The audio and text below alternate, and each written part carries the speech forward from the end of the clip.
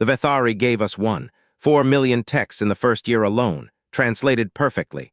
Literature, philosophy, music theory, children's fables. Humanity had never received a gift so large, so generous, so suspiciously complete.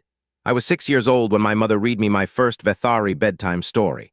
It was about a creature called a done, small, soft, beloved by its caretaker that learns to sing the caretaker's song.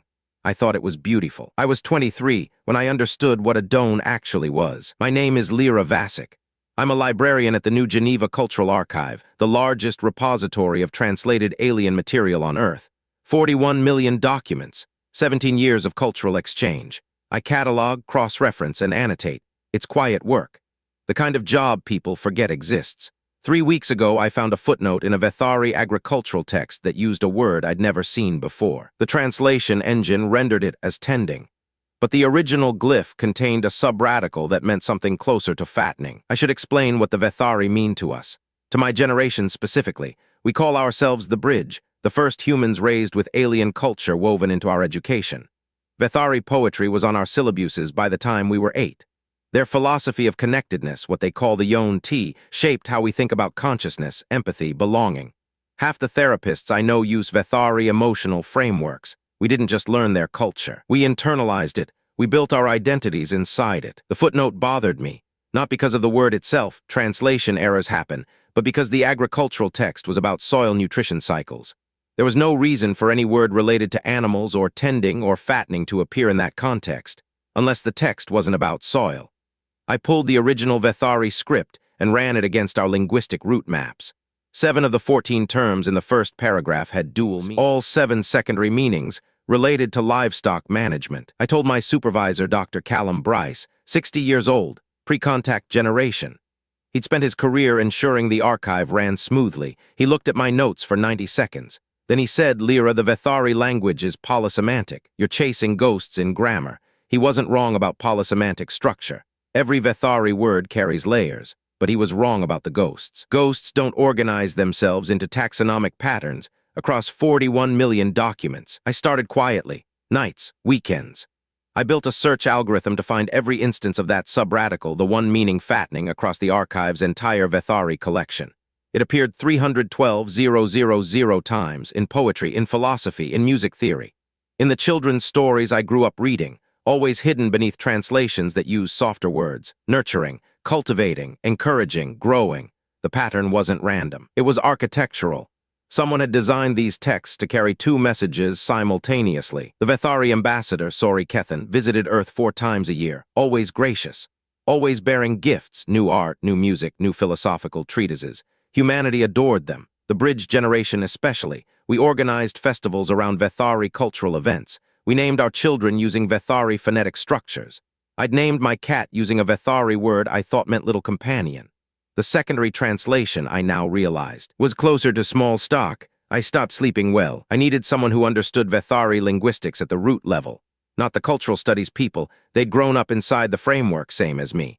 I needed someone who'd learned Vethari cold without the emotional attachment. I found Dr. Yuki Tanaka, 74, retired computational linguist. She'd built the original translation engine 18 years ago and then walked away. When I called, she was silent for 11 seconds. Then she said, I wondered when someone would notice. Yuki met me at a noodle shop in Osaka, no digital devices. She'd insisted. She told me she'd flagged the dual-layer structure 17 years ago during the first wave of translations. She'd written a report, sent it to the UN's Interspecies Contact Authority. They'd thanked her, classified the report, and 2 weeks later she'd been reassigned to a weather satellite project. She left academia entirely. They didn't suppress it because they disagreed, she said. They suppressed it because they were afraid of what it meant for the treaty. The treaty, the Compact of Open Exchange, signed 12 months after first contact. Humanity gained access to Vethari technology, medicine, star charts. In return, the Vethari asked for one thing, cultural integration. They wanted their literature taught in our schools, their music played in our concert halls, their philosophy discussed in our universities. It seemed generous. Asymmetric, even they gave us everything and asked only to be understood. Now that request looked different. Now it looked like a delivery mechanism. Yuki showed me her original analysis. The Vethari texts operated on 3 layers. Surface, beautiful, universal, emotionally resonant. Structural, subtly reinforcing specific cognitive patterns, deference to larger beings, comfort in enclosure, pleasure in being chosen. Deep, a classification system, every major Vethari genre mapped to a phase of what Yuki called cultural husbandry. Children's literature was imprinting. Poetry was emotional conditioning. Philosophy was the construction of consent. They're not sharing their culture, Yuki said. They're installing it. I wanted to reject it. Every part of me resisted. The Yon-Ti, the philosophy of connectedness I'd studied since childhood, had taught me to seek understanding before judgment, to assume shared goodness, to trust the bond between minds, and now I couldn't tell if that impulse was mine or something planted in me, watered carefully for 15 years, pruned into a shape that would make me easier to harvest. The nausea came in waves. I excused myself and threw up in the restaurant bathroom. Yuki waited. When I came back, she poured me tea and said nothing for a long time. Then, the hardest part isn't the discovery. It's that you can't trust your own reaction to the discovery.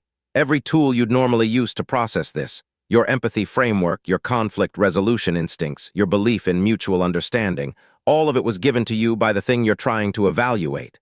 She was right. I was trying to think my way out of a cage built from my own thoughts. I spent 3 days in Osaka. Yuki and I mapped the deep layer patterns across every genre.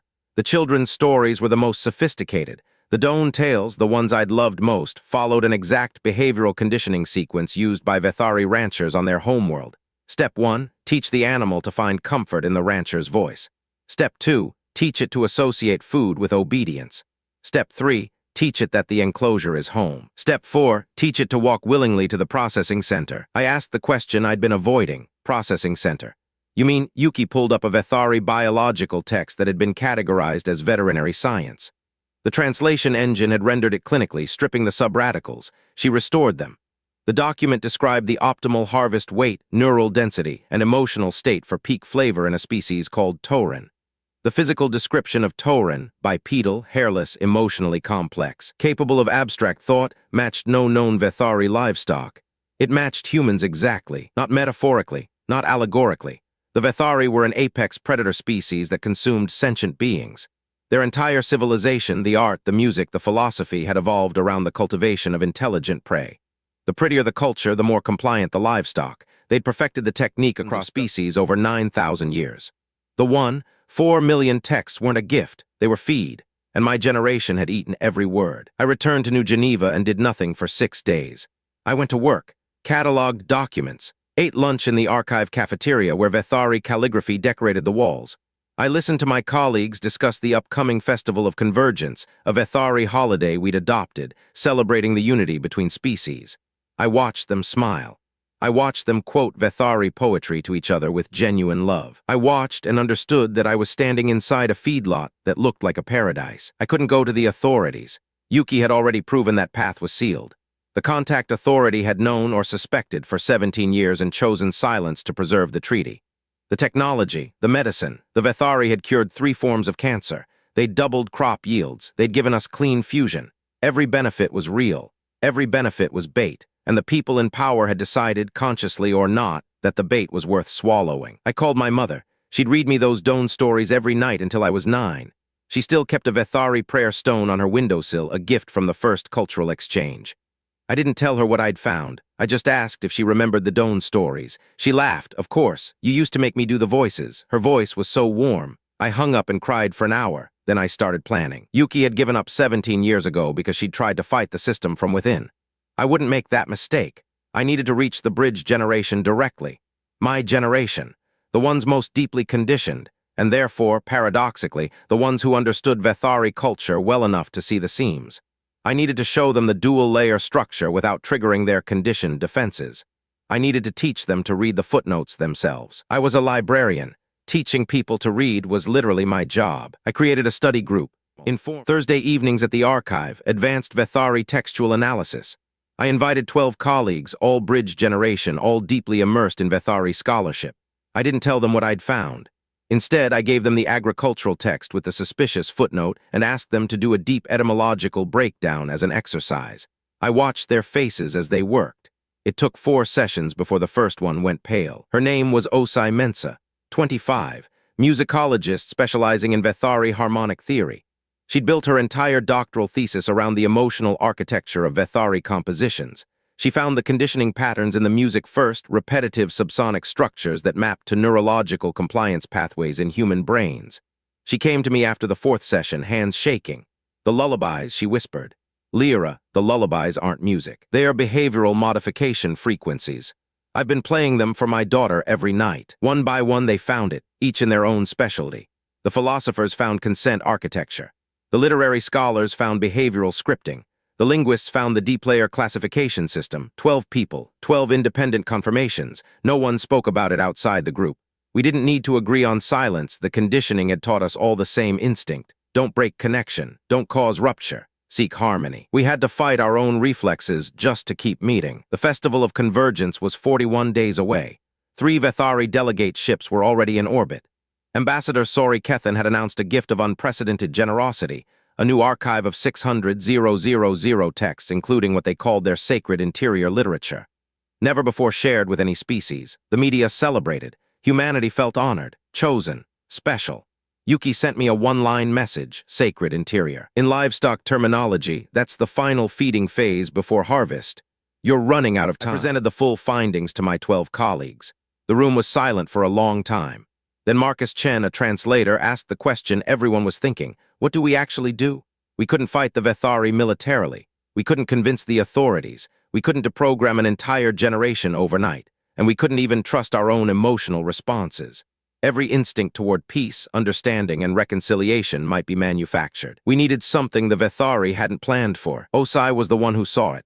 They designed the conditioning for compliance, she said, but they made a mistake. They gave us the deep material, the theoretical frameworks, not just the surface culture, but the actual mechanics of how their systems work.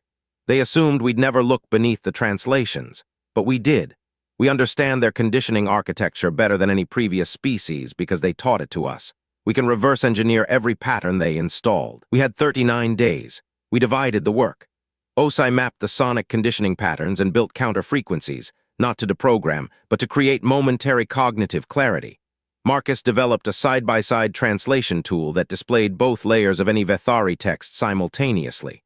I designed a reading guide, simple, clear, unadorned, that walked any literate person through the process of finding the deep layer themselves. We called it the Footnote Protocol. See it yourself. Trust nothing we tell you, just read. The hardest part was emotional. Every evening after working on the protocol, I'd go home and find myself reaching for a Vethari poetry collection, not to analyze it, to comfort myself. The verses about finding peace in connection, about the beauty of being known by another mind, they still worked. They still soothed something deep inside me. I had to sit with the knowledge that my comfort was engineered, that the warmth I felt was the warmth a well-fed animal feels in a heated pen. 28 days before the festival, something changed. The Vethari, a minor official named Dorev Sal, requested access to the archive's usage logs. Standard procedure, supposedly, but we'd never received such a request before. I complied. I had no grounds to refuse, but I scrubbed our study group search patterns first. Marcus pointed out what the request meant. They were monitoring which texts we accessed. They were checking if the livestock was grazing correctly. 19 days out, Osai tested her counter frequencies on herself first. She played a standard Vethari lullaby, one she'd sung to her daughter hundreds of times, with the subsonic compliance layer isolated and neutralized. She listened to the remaining composition. Without the hidden frequencies, the music was thin, mechanical, repetitive. It's not beautiful, she said, staring at her equipment. It was never beautiful. It just pressed the right buttons in my brain. The beauty was manufactured. She went home and held her daughter for 3 hours. 14 days. I made a decision the group didn't fully support. I requested a private meeting with Ambassador Sori Kethen. Not to confront, not to accuse. I needed to see them, truly see them, knowing what I now knew. Sori agreed immediately, gracious as always. We met in the archive's eastern reading room, surrounded by shelves of Vethari literature. They were tall, iridescent, warm-voiced. They asked about my work. They remembered my name from a previous event. The performance was flawless. I asked Sori about the sacred interior texts. Their eye membranes flickered, the Vethari equivalent of a smile. They represent our deepest truth, Sori said, the relationship between shepherd and flock, the love that exists in guidance. I watched the word choices, shepherd, flock, guidance. In surface Vethari, those words were poetic metaphors for mentorship. In deep layer Vethari, they were technical livestock terminology. Sori wasn't lying. They were speaking in the deep layer and trusting that I'd only hear the surface. 9 days before the festival, we finished the Footnote Protocol, a simple digital document, 23 pages. No accusations, no panic, no calls to action, just instructions. Here is how to access the original Vethari script. Here is the subradical chart. Here is how to read both layers. Try it on any text you love. See what you find. We designed it to be impossible to dismiss as conspiracy, because it didn't ask anyone to believe us. It asked them to look for themselves. 7 days. We seeded the protocol through the networks the bridge generation lived in: academic forums, cultural exchanges, art collectives, reading groups. No fanfare, no manifesto, just a quiet document, librarian to reader. The first responses came within hours: confusion, denial, anger directed at us, not the Vethari. The conditioning held. Then, slowly, the second wave, people who'd followed the instructions, found the deep layer in their favorite texts and gone silent. The silence was louder than the anger. 4 days before the festival, the protocol had been downloaded 2-3 million times. Vethari cultural feeds, usually buzzing with bridge generation enthusiasm, went quiet. Concert halls canceled Vethari music performances, not by decree, but because musicians refused to play. University professors pulled Vethari philosophy from their courses mid-semester. No one organized this. No one had to. Once you saw the deep layer, you couldn't unsee it. The love you'd felt for the culture curdled into something cold and intimate and irreversible. 2 days before the festival, Ambassador Sori Kethen requested an emergency broadcast. Earth's networks carried it live. Sori spoke beautifully about connection, about the pain of misunderstanding, about how translation errors could distort meaning. They were calm, compassionate, perfect. But the bridge generation was watching with new eyes. Every word Sori spoke, millions of people were running through the dual-layer chart in real time. The comments filled with a single repeated phrase: read the footnotes. Sori's eye membranes stopped flickering. For the first time in 17 years, the ambassador uncertain. The Festival of Convergence was canceled by sunrise. Not by governments, they were still paralyzed, weighing the treaty, the technology, the cured cancers against the horror of the revelation. The festival was canceled by the people who would have attended it. The bridge generation, the most conditioned generation in human history, they simply didn't show up. The venues stood empty. The Vethari gift ships hung in orbit, unanswered. A generation raised to seek harmony chose. For the first time, to break it, Sori sent me a private message. Just one line in deep layer Vethari with no surface translation. No herd has ever read the brand before. I stared at it for a long time. Then I wrote back in the same register, using the deep layer grammar Sori's own text had taught me. We are not your herd. We never were. You made one mistake in 9,000 years of practice. You taught us to read. I don't know if Sori understood the weight of that. I think they did. The Vethari ships withdrew 11 days later. No war, no ultimatum, no dramatic confrontation. They simply left the way a rancher leaves a field where the cattle have learned to open the gate. There will be consequences. They have technology we depend on. They have 9,000 years of practice and dozens of other species still under cultivation. They will adapt. They will try new methods. But they will never again underestimate what happens when you teach livestock to love literature and then give them access to the original text. I still work at the archive. We kept all 41 million Vethari documents, not as culture, as evidence, as a map of every technique they used, every pattern they installed, every quiet chain they wove into our minds. Osai still plays music for her daughter at night, human music now, imperfect and strange and genuinely beautiful. Sometimes I catch myself reaching for a Vethari poem, and I let my hand hover there and I feel the pull, and I choose not to pick it up. That choice is the most human thing I own. It's small, it's mine, and no one gave it to me.